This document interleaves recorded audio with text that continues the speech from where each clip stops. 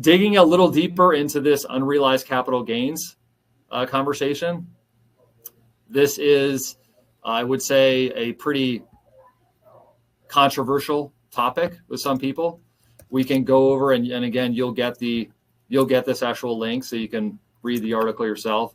But this was a pretty decent article that I saw that went through how this would work, who it would apply to. Okay, so they're saying that yes, there would be this new way of assessing an income tax, which unrealized gains tax would be something along the lines of this: you bought a stock for $1,000. That stock has now gone up to $100,000, but you haven't sold the stock. So obviously you have $99,000 of gain that hasn't been realized because you haven't sold it, so you haven't been taxed, right? And that's the way our current tax system has been working.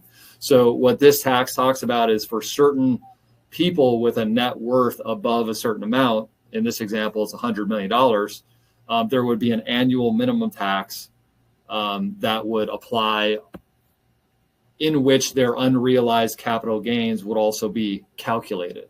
Okay, so that's the overall concept. There's going to be, definitely as the election approaches, a lot of opinions shared about this, a lot of people loving it, a lot of people hating it, that kind of thing. As tax pros, we just want to be educated on what is being talked about and what could potentially happen. So hopefully this is, helpful into that. And you can obviously Google more information about this as well. It's out there, and it's getting more out there as we go, right? More details are coming clear, more things are being announced. So there's definitely some things going on. For the other candidate, former President Trump, the first thing that was announced this summer, which caught a lot of attention, was the no tax on tips. And then he went ahead and added no tax on Social Security as well. So no tax on tips, no tax on Social Security are something that he is now advertising as part of his tax plan. For those tax pros who, any comments on that, Melba, we should? On the other one, Valerie has a question. What if the tax is held in a non-taxable account, a Roth IRA or HSA account? Would not. So for retirement accounts, from what I've seen right now, it would not apply to that. It would apply to non-qualified, like not an IRA, not a Roth IRA. But that's something, again, where as the details come out, we would want to, make sure we were able to verify that, let's say. But that's what I've seen as of now. Yeah, and Linda's commenting, so when do you get a refund if the market tanks? Yeah, exactly. I don't think they'll give you a refund. Yeah, and I mean, if they imagine if that would be something that would actually pass, how would something like that be handled, right? Yeah. Like, would you be able to,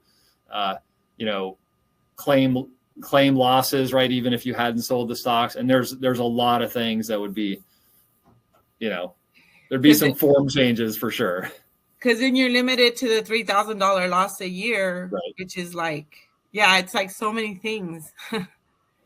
Yeah. And if you consider, as we're looking at these different proposals, right, from candidates, is that we have to understand as tax professionals, or we benefit from understanding, how do tax laws actually get changed, right? Is they have to be changed, generally speaking, have to be changed by Congress, so passed through both houses of Congress and signed by the president. So some of these ideas, in my opinion, have a very small chance of actually going through that process successfully, being approved by both houses of Congress and signed by the president. So, there's some people say, well, yeah, let me know when that actually happens. And, and it's not going to happen. So that's important to keep in mind as well. This is a bit speculative, but I think just being updated as a tax pro of what's being discussed, especially since your clients may be contacting you. Hey, what's going on with this? Are they going to tax me on the unrealized gain of my home, for example? Yeah. Is that something? So just for us to be educated on that. And again, if you guys have additional questions on this, definitely drop them in the box, and Imelda will hopefully just interrupt me as we go. Yeah.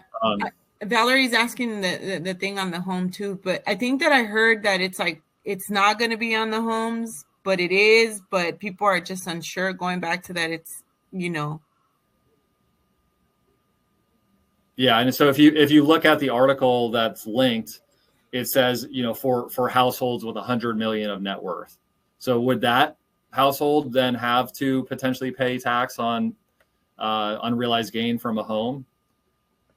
Probably not, but in general, the vast majority of people, the way the plans are announced right now, there would be an income amount that would be like, oh yeah, that doesn't apply to me, or I should say a net worth amount of the household. That's how it's positioned right now. Again, though, we all know that things can change as those details get worked out, right? But hopefully that kind of gives us some context for an educated discussion, we could say. Yeah.